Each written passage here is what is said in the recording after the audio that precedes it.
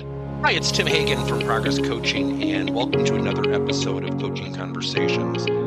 And I wanted to make you aware of something very cool that we're doing on a subscription basis, and we'll put a link in each one of our episodes. But every Wednesday, we're going to be doing what we call an audio podcast workshop. That workshop will be roughly about 14 to maybe 20 minutes per episode, with each month having a theme from a coaching model, using feedback strategically, to coaching self-awareness, and so on.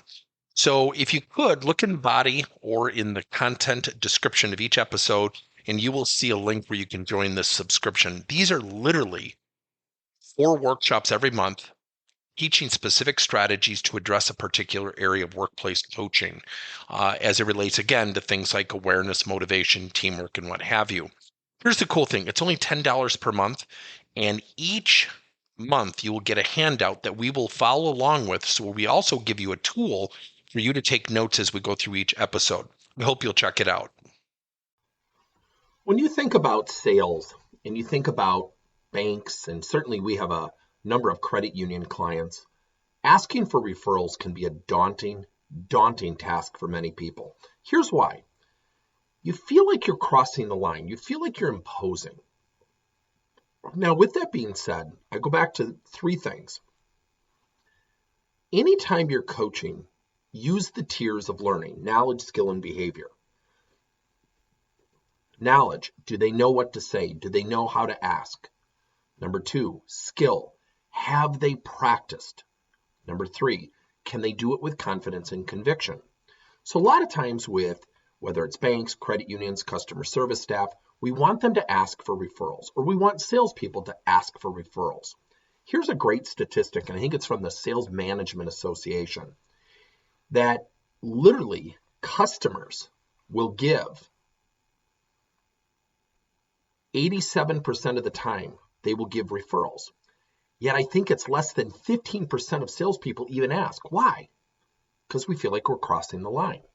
So think about knowledge. Think about saying to a customer, I'd be remiss, Mr. and Mrs. Customer, in not asking you for some advice and insight. Use the word advice or insight when asking for referrals. Don't use the word referral.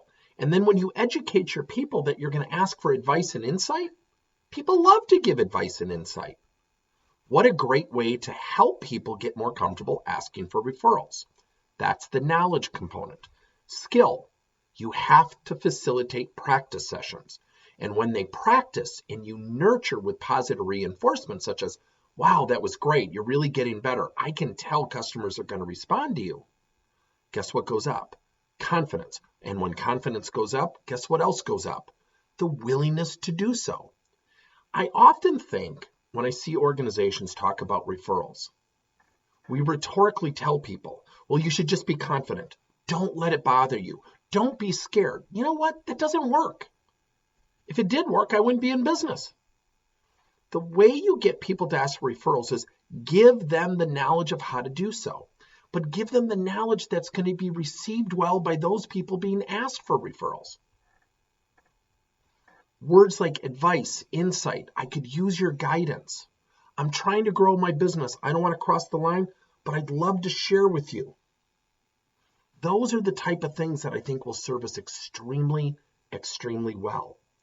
And then when we facilitate practice, only use positive reinforcement in the first couple go-arounds, because that positions people to be successful in terms of their pursuit. They're not going to be perfect, and that's okay. Behavioral confidence only goes up when we practice and get positive reinforcement. If those 3 things are brought together, guess what happens? People's willingness will go up. Where there's a greater willingness, there's a greater set of numbers, which means what? We're going to get more referrals. Thank you for listening to another episode of Coaching Conversations by Tim Hagen and Progress Coaching. Now, our company is always coming out with new and innovative solutions to help leaders coach their employees. And recently, we just created a new service called Coach to You, where leaders can pick and choose topics and assign 7 to 21-day programs for employees to learn and, more importantly, apply actions and then reflect and share what they're going to do going forward as a result of the learning.